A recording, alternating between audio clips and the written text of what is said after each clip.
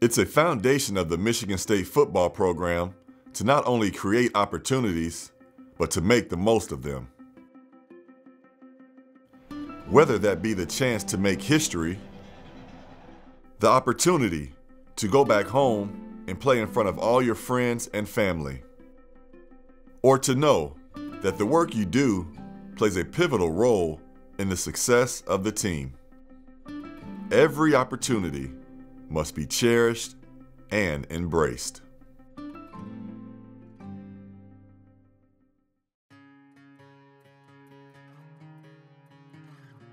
When the Spartans kick off against Maryland on November 15th, history will be made.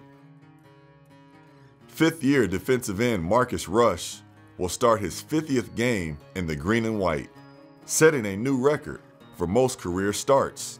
Getting the record for starts, it's kind of a crazy idea. I mean, it's crazy how time flies by and how I'm already a senior, and to be able to break this record it's kind of a crazy feeling. I don't really know how to explain it. It's just it's kind of an eye-opener. It just shows, what hard work and being able to just really stay healthy and be mentally strong, physically strong is what it can do, and it's definitely an honor to have this accomplishment. Wow.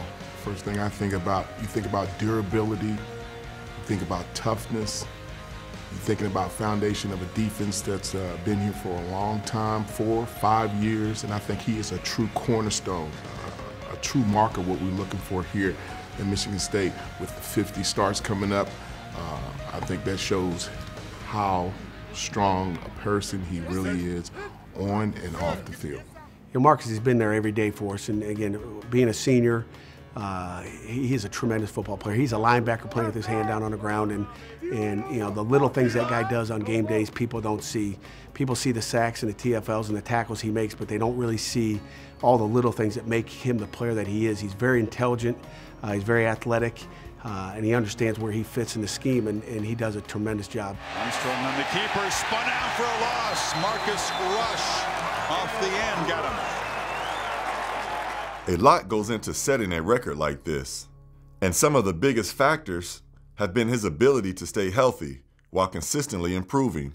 First off, it's a blessing just to be able to remain healthy and to be able to play so many games and not have anything really hinder my game and take me out of any of the games so far. So that's definitely a blessing. But I always pride myself on being consistent and making sure I'm doing my job every play. That's definitely a key to my game, is making sure that I'm doing my job, making sure that the guys around me know that I'm going to be doing my job. So I think that's definitely a big thing why I've been be able to have so many starts, is just being consistent. I think that's the biggest thing in college football these days, is being consistent and playing hard and just being in the right position at the right time. I think it's something that has built up as he's, been here over his first year as a redshirt, and just bought in the mentality of Coach Narduzzi's defense, and I think that's one of the key things, his strong mental focus. That's 3 to 1. How mentally strong can you be? And he's shown that over his 5 years here. Although his career at Michigan State is nearing its end, Marcus will forever be remembered in Spartan history. For me, I want people to understand I was a guy that really came in, worked hard every day, had a great attitude and love for the game, and I showed those aspects on the field as well. I just want to be a guy that had a motor and made big plays, and just really, you can tell that I'm a guy that loves the game of football, and it all shows on the field.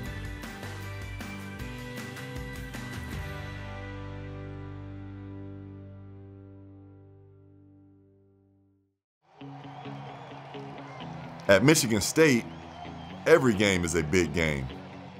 But this weekend's matchup versus Maryland will be a very special day for Darien Harris, as he will be returning home to have the opportunity once again to play in front of his friends and family. Yeah, I grew up in Silver Spring, Maryland. It's about 15 minutes away from College Park, where University of Maryland is located. Growing up in Silver Spring was great for me. gave me the city feel. I was also, 5 minutes outside of Washington, D.C., where I currently live now.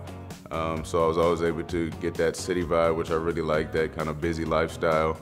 Really enjoyed my time there in the DMV, as we call it, D.C., Maryland, Virginia area. Growing up in Maryland, Darian started playing football at a young age. And even though he has grown into an elite player over his career, that's not exactly how it all started. My second grade was the first time that I tried to play. I was 7 years old and I actually ran off the field crying. I said that I would never do this again.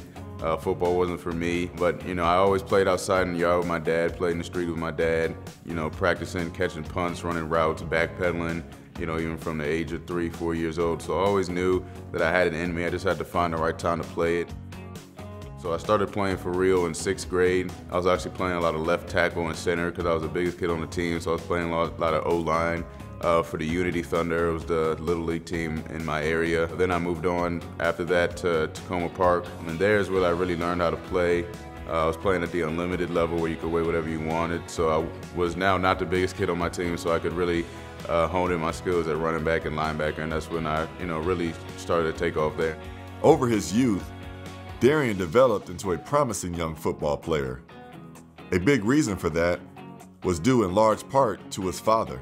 My dad played strong safety, cornerback, free safety at Virginia Tech.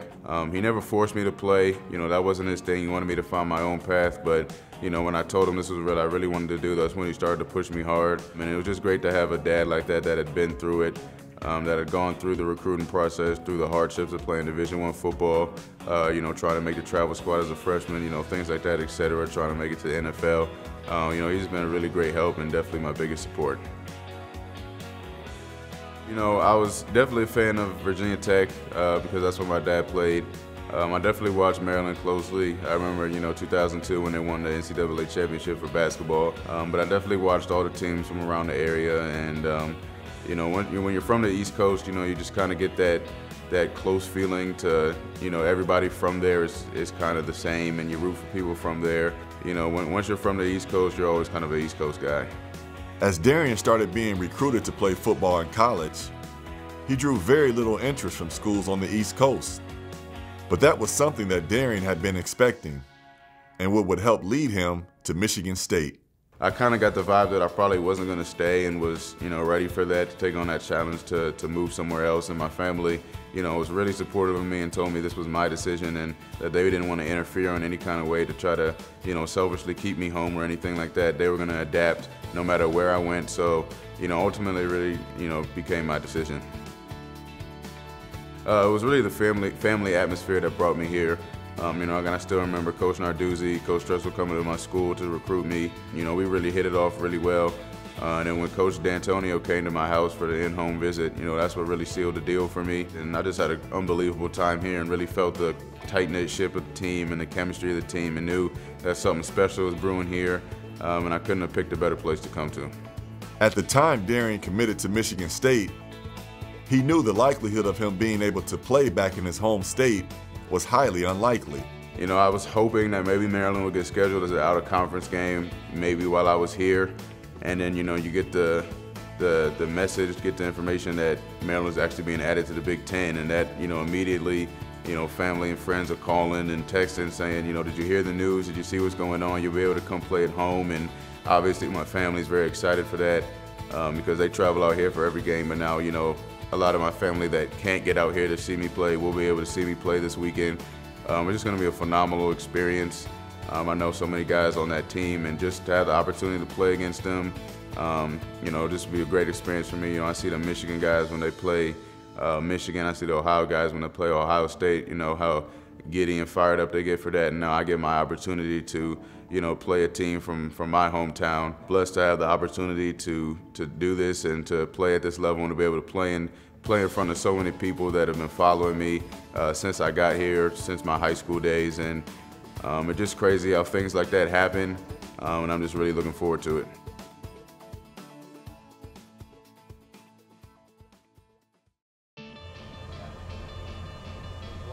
We're the Michigan State Football Coaching Technology Department. We're responsible for everything technology-wise as it relates to coaching, as it relates to the players, as it relates to the program for the most part. If it plugs into the wall, we're expected to know how it works, how to fix it, how to use it, and how to best utilize it to make us as a program more efficient. We have a staff of 8 students, Justin and myself, as well as an intern, John Lintner. We have 6 to 8 cameras out at practice every day. We then take that video periodically throughout practice. I bring it in, put it into our XO system for the coaches' review, so as soon as they walk off the field, as soon as they're done showering, it's available for them here in the building, and it is available for the players to watch when they're done showering, getting ready to go home. It's available for them on their iPads. Harper and Justin, they do a great job with just, we have film right after practice. Like, as soon as practice is done, they have it up.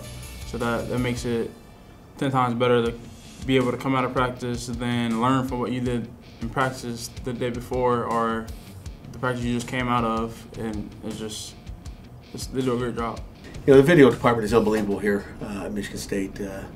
You know, we couldn't do our jobs without them. You know, everything we work on the field, things move so fast on the field that you really don't see things or all the little things you need. So, you know, being able to go back and evaluate the tape, whether it be a practice or a game, you know, gives us coaches, you know, a chance to fine-tune all the little things we need to do, because, you know, you can't see it all with the eye on the field or, you know, in the press box on game day. So the film is incredible. The importance and the efficiency and how deep we go with video is just exponentially increased in my time here. The amount or how deep we can get into breaking down a team is just mind-blowing compared to what it was just 5 years ago, just 3 years ago. Got a chance to block that right there. Basically, this is the game winner versus Penn State. We get things done so quickly that there's just more time for a coach to dig in. It's always good, you know, we know that our role is, you know, pretty important, especially as, you know, the game of football advances. You know, you hear in press conference, you know, coaches and players always talking about all the film they reviewed, you know, the week, you know, leading up to a game, and, you know, I know that that's sort of what we do, and it's, you know, a pretty important role. So right now we're filming on the sticks outside over on the robotic cam because it's a little cold out today. Coach D said we were fine to do that, so that's what we're doing, filming the drills, and then in between we're sorting some clips over here. Then Colin's filming on the inside field over there for the lead. Yeah, because of the weather, we have half inside, half outside practice today. So right now we have a couple team periods where the guys are running out there, and it's good. It gives them good looks. The players can go back, and the coach can go back after practice and watch the footage, and defense can get an idea of what our opponent's offense is going to look like, and offense can get an idea of what their defense is going to look like. So it's good for them to be able to visualize what they have to do and watch practice after the fact. My main responsibilities would be to create the weekly hype videos that go out online on game days. I'm the main provider of those. I work with Coach Antonio directly as for what his message he wants that week to be with the team, so that as they're running it on the field, that's the last thing they're reminded of when they watch that. We also do other videos, offensive and defense, which I coordinate with our intern, and then we have videos throughout the week, team watches, that I'm primarily responsible for. The most rewarding part of this job is obviously feeling like you're a part of the program, knowing that you had a little part in the greater success of the team, and being a part of something bigger than just yourself. And that's the most rewarding part.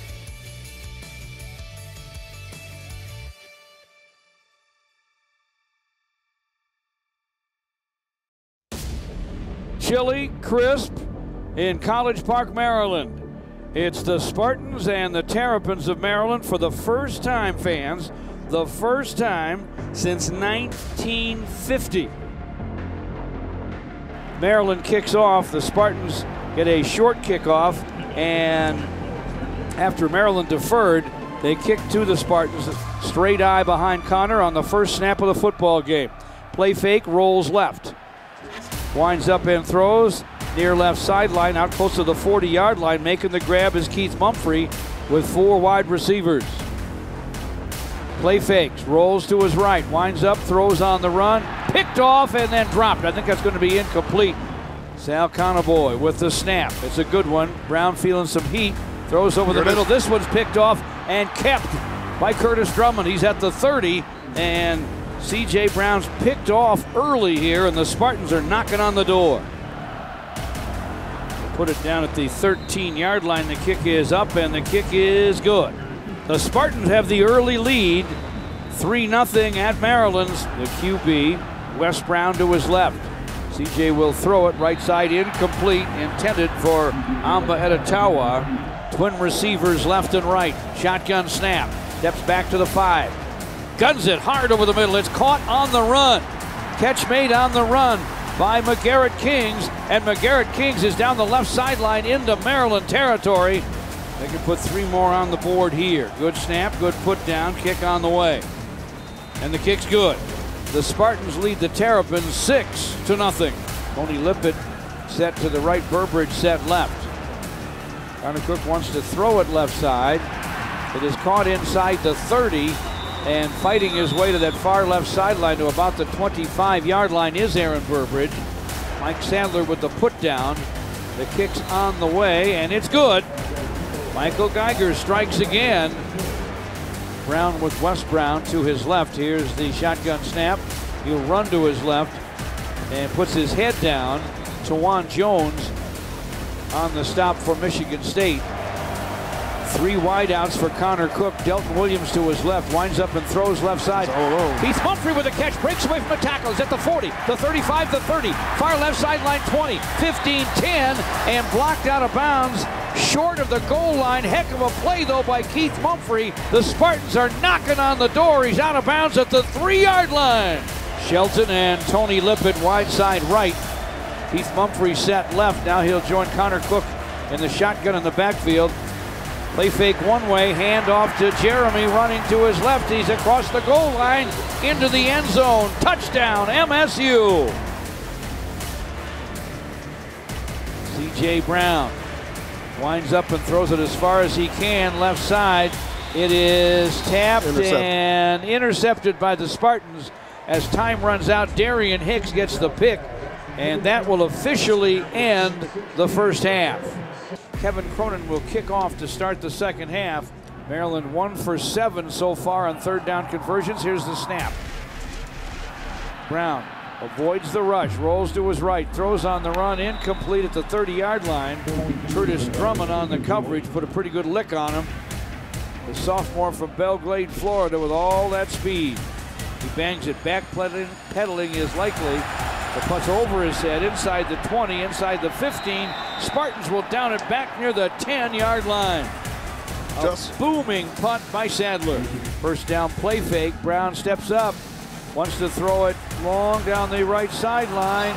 Knocked away by Curtis Drummond at the 22-yard line. Spartans take over at their 30.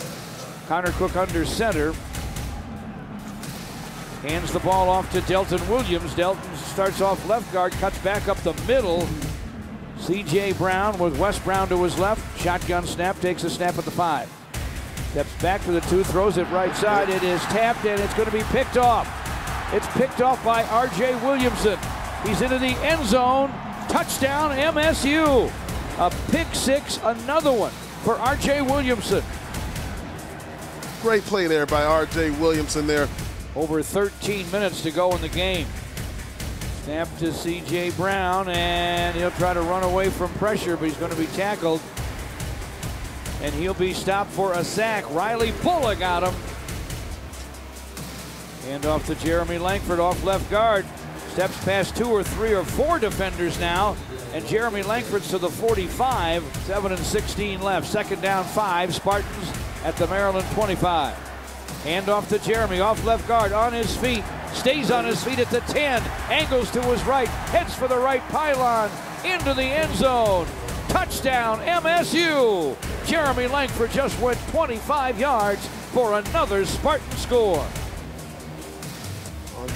Onside kick try, bounces, caught by the Spartans, then it was dislodged. It's still loose at the 40-yard line. Looks like Michigan State has recovered. Connor Cook hands to Nick Hill, running off left tackle, all green in front of him. He's going to go into the end zone. Nick Hill from 33 yards out. Touchdown, MSU. Michigan State 37, Maryland 15. 3:15 to go in the game. Brown with Ross to his right. Takes the snap, feels the heat. Marcus Rush has got him down low and drags him down for a sack. And with 30 seconds to go, the Spartans are about to wrap up a 37-14 20-15 victory over the Maryland Terrapins. This was a big statement game for us. With the loss we took last week, we wanted to come back out here and redefine ourselves, play Spartan football, because we know last week we didn't show that to the fans, we didn't show that to ourselves, and we owed each other that. And we just came out here, followed the game plan the coaches gave us, was able to carry that out throughout the game, made some big plays throughout the game, which we needed, and got the win. It was a successful win for us in all areas. Well, first of all, I think that, big win on the road, coming off the last week, needed to go on the road and play well.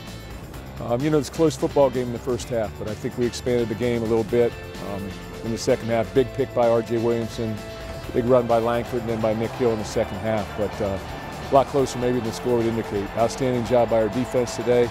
Came up with 4 turnovers. I thought we ran the ball very effectively as well, and a lot of good things. Geiger hits his first 3 field goals, and I thought Mike Sadler punted very well as well. Watch us keep going. Spartan teams are bound to win. They're fighting with the rah, rah, rah. See their teams. We're gonna win this game. Fight.